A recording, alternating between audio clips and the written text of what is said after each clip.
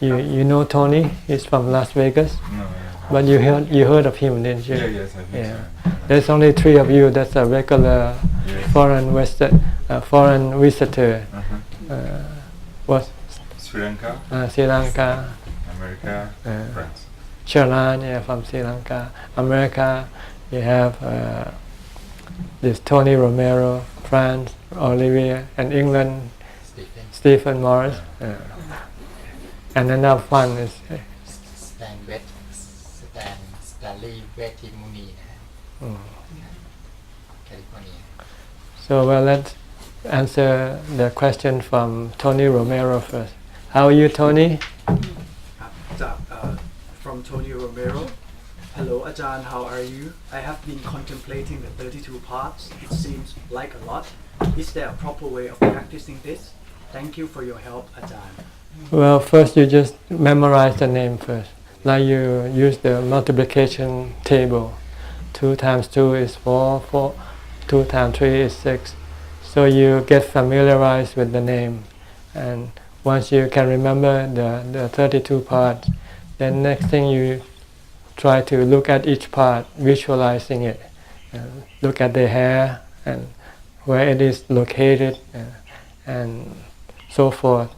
Look at all the various organs. If you want to see a picture, you can look at the anatomy book, and so that you can see the inside of the body. The purpose is to see the body clearly as it is, not as what you think it is. We tend to think the body is good looking, beautiful, because we never see the part that doesn't look good. So we want to go and see all these other parts, so that we can then be not deluded by what we see. Right now, our delusion make us look at the body as handsome, good looking, and will last forever. So now we want to look at the truth. If the body is really good looking, what happens when the body dies? Nobody wants to look at the body afterwards, right? When the body dies, everybody no one look at it. So you don't see the real nature of the body. So this is what you have to do. The 32 parts will give you a different perspective on the body, so that you can get rid of your attachment to other people's body and your own body. Other people's body, you want to have them because you think having them will make you happy. But if you see the parts that are not good looking, then you don't want to have them. Then you can let go of your desire for other people's body. Then you can be alone and doesn't feel lonely. Right now you feel lonely because your mind wants to have someone to keep you company. But if you know that the one who keeps you company is a living corpse, then you say, might as well not. And your body is also a living corpse, So then you will be able to get rid of your emotional involvement with the body, your body and other people's body. So this is what you want to keep contemplating until it sinks into your consciousness. So that every time you look at the body, you look at the complete body, not just the outside part of the body. You also see the inside like an X-ray. Like you have a supervision like the Superman, Superman can look through your, see every part X-ray, X-ray eyes, see everything. And then you will be free from your desire to have other people's body to be your wife or your husband. So what you have to do is you have to do it a lot until it sinks into your consciousness, until it becomes second nature. Right now you have to force it to come out, right? You have to force yourself to look at the 32 parts. If you don't, then you see everything good looking or bad looking. It depends on the appearance. But if you look inside, then you see everybody is bad looking, not good looking. Everybody is the same. Is that the only question from Tony? That's the only question. Okay. We'll let Olivia ask the. Okay, I have the first question is from me, but after it will be from the people from Facebook in France. So I think you already answered in Thai, but for the record, I want to ask this question. Yesterday you say everybody have panya inside of us. So is it correct if we say if we make samatha, we calm our mind? If our mind is calm, panya will appear. Is like this? Not necessarily. Panya only appear if you already study it. See, if you have heard the Dhamma talk, then you have panya. But if you never heard the Dhamma talk, then you still don't have panya. So if somebody never make meditation and he heard some Dhamma, he will get panya. He will get, but this panya can be forgotten. See, so you have to revive it every time. Keep it alive by thinking about it all the time. First, you receive panya from the Buddha, because we don't have our own panya. So we listen to Dhamma talk. After we listen to Dhamma talk, then we have to keep reviving this knowledge. Don't let it disappear from your mind by constantly contemplating, thinking about it, thinking about the 32 parts, thinking about anicca, thinking about anatta. So if you're thinking like this, then you will maintain panya in your mind. But you still cannot use panya to get rid of your cravings, because you don't have the strength, the mental strength to fight your desire, your craving. That's why you need mindfulness. If you have strong mindfulness, then you can stop the mind. You can bring the mind to samadhi. So when you have strong samadhi, strong mindfulness, then when you want to get rid of your desire, you can stop it. See? But you have to know why you want to stop your desire. Because your desire is the one that makes you unhappy. When you cannot get what you want. Yeah. Because what you want sometimes is not under your control, right? You cannot always get what you want. Sure. So when you don't get what you want, you become unhappy.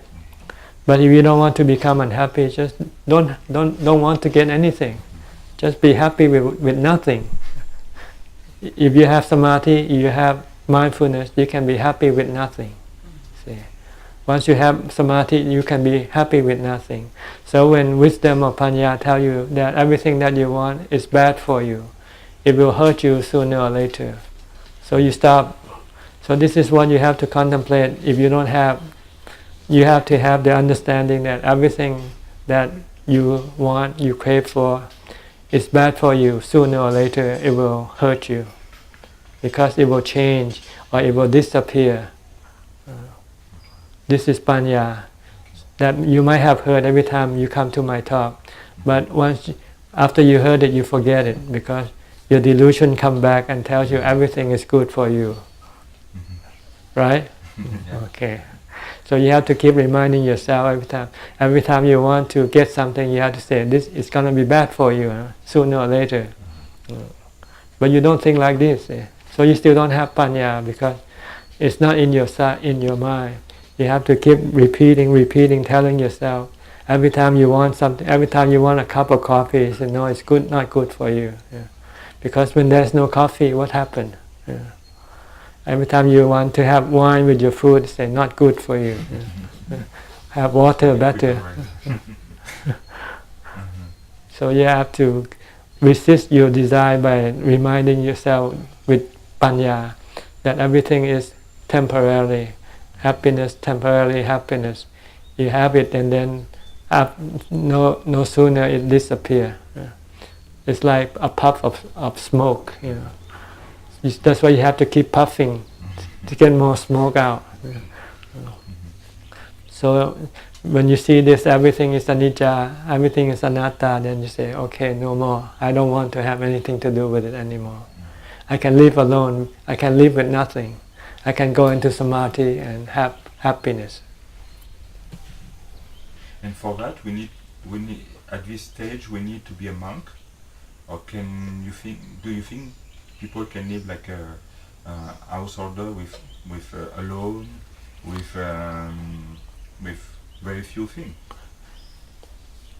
It's the same whether you're a monk or you're not a monk. It's not the uniform. It's your way of life. Yeah. Okay. If you live and you have nothing, no engagement with anybody or anything, and you have complete time to develop your mindfulness and panya, then you can become enlightened. It's not being a monk, except that being a monk is the way that make it easy for us to develop mindfulness and wisdom, because we don't have to go engage with anybody or anything. See, but if you can do it on your own, because maybe in France or in somewhere there's no Buddhist community, no monastery for you to attend, then you have to build your own monastery, be your own monk. But you don't have to put the same kind of uniform. This is just uniform. But what you need to have at least is the 8 precepts. The 8 precepts, then you have to meditate, bhavana, develop mindfulness and panya. Then if you have the time to do it continuously all day long, then you can become enlightened. You can become successful in your practice. You yourself, you do it for the first year. Yeah, for the first year. Yeah. But I find it that when I compare later on, when you are in the community, it's much better. Because when you're alone, it's like when you're sick and you try to take care of your sickness at home. It's not like going to the hospital. When you go to the hospital, they got doctor, nurses, medicine, they got equipment. Yeah. So I can see the difference. Yeah. Before, when I was practicing at home, I didn't want to become a monk because I still cherish this independence. Yeah. I still, yeah. But then I'm forced to give up this independence because I need the support of the monastery to maintain my livelihood. If I still remain at home, I have to go to work because I ran out of money. And if I work, then I won't have the full time to practice. Yeah. But for example, if we can imagine, if you have money somewhere, you will become a monk, or you will stay at home. Right now, I will become a monk because then I don't have to worry about the money. Because even if you have money, you worry what happened if the bank went bankrupt. What happened if the interest rate comes down? Then it still bothers you. See? But once you're in the monastery, everything is taken care of as far as the living requisite. Yeah. Food, shelter, this thing is all taken care of for you. So you have nothing to worry about. And the environment also is different. If you live at home, you still have to live in the town and the city. And the surrounding is still noisy and still very disturbing, distracting. Yeah. But if you come and live in the forest, nothing to distract your mind, see?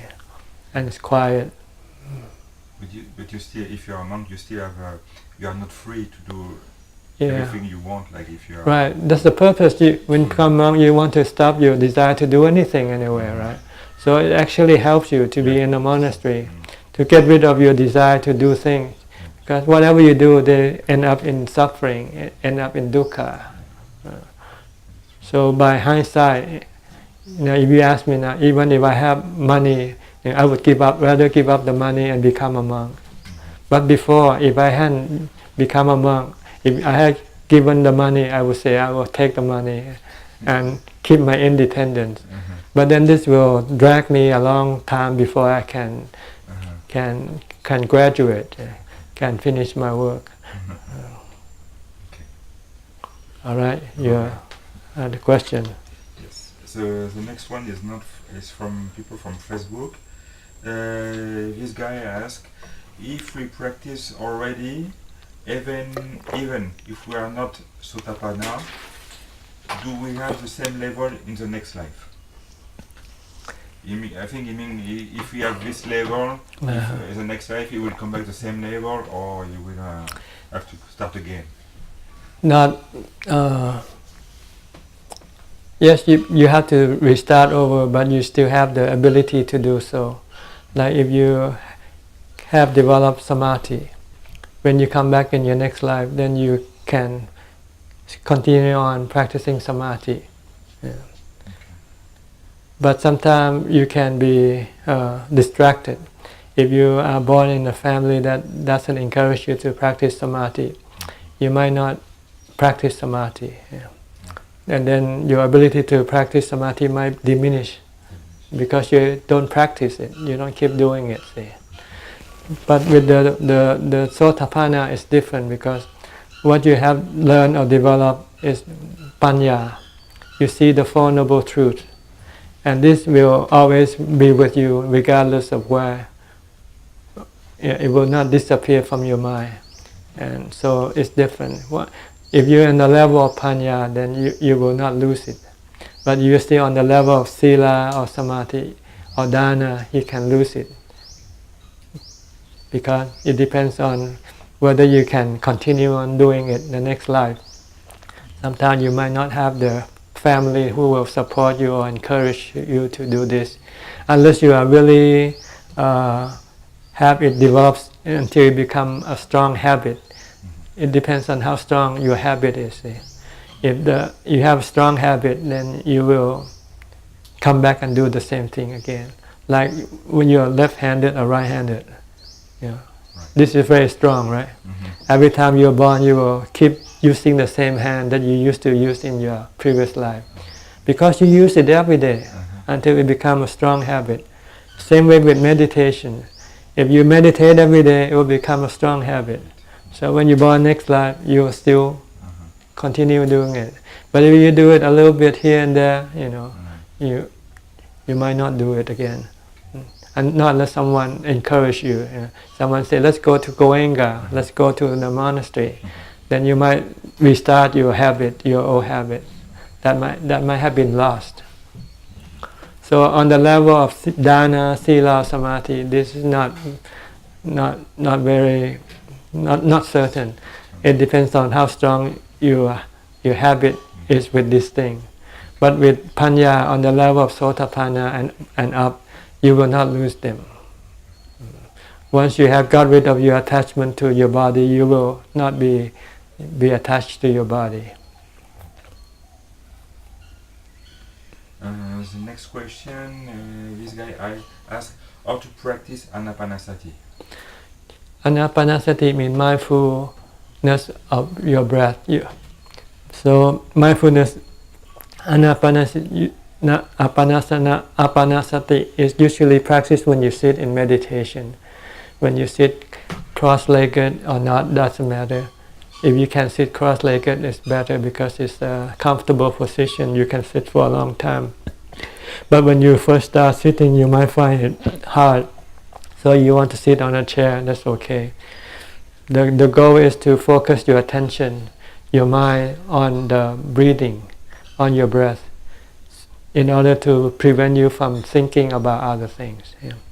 So when you sit, you close your eyes and then look at the breath that comes in and out, at the nostril, at the tip of your nose, where the air comes into contact with the body. Just watch at that one point. Don't follow the air inside or outside. You want to fix your mind on one point, because if you want your mind to become still, you have to let it stay only on one point. So on your breath, on the tip of your nose, where the air contacts the body. Just watch whether the air is coming in or coming out, whether it's short or long, whether it's subtle or whether it's not subtle. Just know. Don't manage. Don't do anything to the breath. Leave the breath alone. All you need to do is watch. Your goal is to stop thinking. So if you watch and then you start to think about the breath or think about other people, then you say you're not focusing. You're not watching your breath. Yeah. Don't analyze. Don't have any critical thoughts about the breath or about anything. Just know the breath for what it is. Know it comes in, know it comes out. Know it's long or short. Yeah. Don't try to manage or manipulate the breath. Don't force. I have to breathe in long or I have to breathe in short. Just breathe naturally. Just keep watching the breath and don't anticipate what's going to happen after this. Yeah. Don't think. Yeah. Or if you used to have good result from your previous sitting. When you sit today, how come it's not like yesterday? Don't think like that. No thought at all. Just keep watching. If it's not like yesterday, so what? Doesn't matter. Yes, you just keep on focusing. Just being concentrating on your breath. In order to be able to do this, you have to have strong mindfulness. And in order to have strong mindfulness, you have to practice mindfulness before you sit. You have to practice mindfulness all day long. Keep your mind on something, on your body or on a mantra. If you don't do this, when you sit, your mind won't stay with your breath. It might stay for 2 or 3 seconds. It will start going somewhere else. Then you will not get any result. And when the thought, when the thinking comes, come back to your thought. If you cannot, then you might have to use a mantra first to help you. Just recite a mantra, Putto, Putto, Putto. Or if you know chanting, do some chanting first, just to force your mind to come into your direction. One guy from Haiti, he asked me, I ask you, what is death and what is after death? Death is when the body stops functioning. When the body stops functioning, that's death for the body. But the mind doesn't die with the body. The mind goes on. The mind still have desire. So the mind will go look for a new body and take a new body. This is what we call rebirth. So death is like going to sleep, and birth is like waking up with a new body. You transform you transplant a new body. When your old body can no longer exist, then you have to leave this old body, and then you go look for a new body. When someone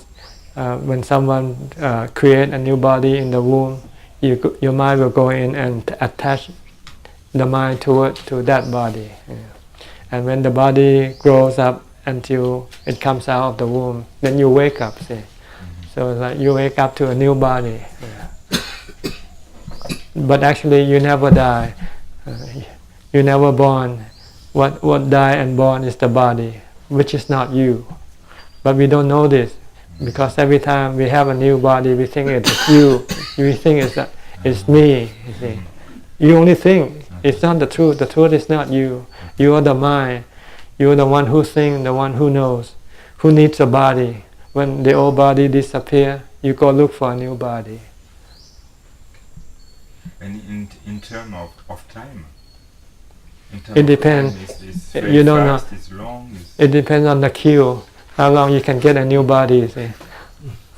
Because you don't know how many people stand on queue.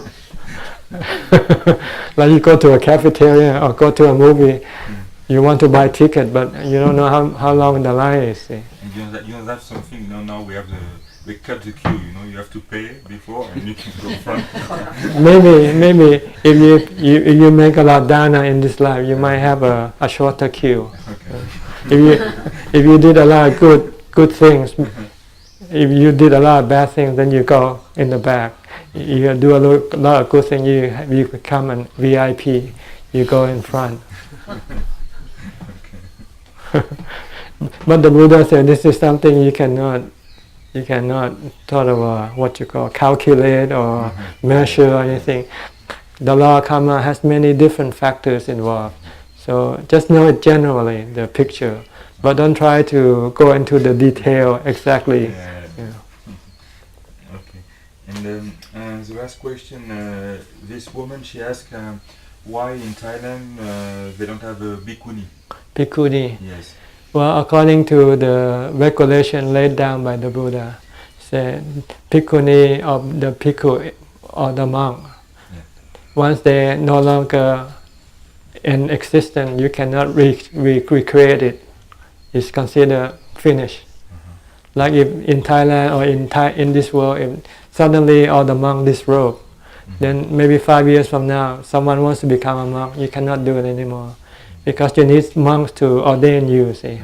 And we don't have a bhikkhuni to ordain bhikkhuni. So then it's not possible to be bhikkhuni. But you can be bhikkhuni unofficially, because what is a bhikkhuni? It's someone who keeps the precept, right? Yes. So you go and study what the precept of the bhikkhuni is, and you keep that precept, and you become a bhikkhuni without having to put in the robe or anything like that. See. So officially, it's already dead. You cannot recreate the bhikkhuni, because in order to be a bhikkhuni, you need teachers to teach you how to become a bhikkhuni, right? It's like if there's no parents, can children be born? What would children do if you raise them in a tube, and when they are born, who's going to teach them what to do, what to think, how to eat, what to do? So being a bhikkhuni, you need someone to tutor you once you become a bhikkhuni. And the bhikkhu cannot do. The Buddha doesn't want the bhikkhu to have anything to do with the woman, see, because they will end up, instead of teaching, they end up engaging. And then it will destroy the bhikkhu. So the Buddha very hesitant to, when he first started allowing bhikkhuni ordination, he was very hesitant. He didn't want to have bhikkhuni because they will have to be involved with the monks. And when men and women are together, there can be problems. So he tried not to allow the bhikkhuni ordination. But then his attendant, the Venerable Ananda, said, "Your mother, your stepmother, who raised you, she wants to be a bhikkhuni. How can you refuse her generosity, her kindness?" And the Buddha said, "Okay, what can I do?"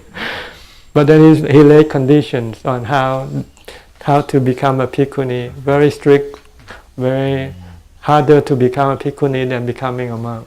And why is disappear? Huh? What's happened? Why is disappear? This no interest. All the women just didn't want to become bhikkhuni anymore. So like right now, monks, we don't have as many monks as before, because with modern technology, with modern comfort, people don't need religion. People only need religion when they are in bad times, in hard times. But now they're in good times. They don't need religion. So no one wants to ordain. In Thailand, people used to ordain at least 3 months. For Thai male at the age of 20, they will ordain at least 3 months. Now they only do maybe 15 days because they got no time. They have to work, and the company don't let them have this time off to become a monk. See, so if the world becomes more advanced, more comfortable, they don't need religion. See, but they only have comfort in the physical part of their life, but they would get more mental problem. Right now in the advanced country where they have a lot of material comfort, they are going crazy, right? Killing each other. Like the other day you heard, killing 26 people. The other day they killed 50 people. They are mental ill. They are physically big, giant. They got plenty of food to eat, do anything they want to do with their body, but they don't know what to do with their mind when their mind is sad or when they are depressed. If someone just says something bad to them, they already get angry and they want to kill you already. Because they have no religion. If you have religion will tell you killing is bad. Never kill, regardless of whatever the reason. Okay? That's all for today. All right. I come back tomorrow. More questions. You get more questions? You post it on your Facebook? Huh? Yeah, I will put on Facebook. Today? I will try today. You can remember? Are you recording it? I will look on. Look in there. Yeah, I cannot remember. All right.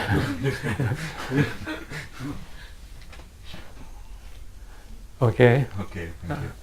มีใครอยากจะถามปัญหาไหม You see, in this real world, when you have family, you have responsibility to the family, and then you want to go to this world, so you have to we have to balance the responsibility and the world that you are going to. You see, this is the main point. It takes time. มีคำถามเข้ามาอีกเหรอ From Tony Romero. Hi Tony. Thank you, Ajahn. I have been practicing more intense. Is it correct to practice samatha when sitting meditation and vipassana in everything else I do in my daily activities? That's right. That's right. When you meditate, you don't want to think. You don't want to use your thought. You want to rest your mind. So you try to stop your mind from thinking, because when your mind rest, you become at ease and happy, and you have the strength to face the truth when you come out of your samatha. When you look at the truth of the body, look at the truth of life, that everything is gonna end, you will have the strength to face it. See? But if you have no samatha, no samadhi, when you come out and think about ending of everything, you become sad and you don't want to think about it. So right, you need to go into samatha, and then come out. When you come out of samatha, then you can develop wisdom or insight. You have to keep doing this back and forth. It's like going to work and coming home to rest and have dinner, have food. Then the next morning when you get up, you go out and work. Then after you work, you come back and then you rest and eat. Same way with samatha and vipassana. Okay, that's all.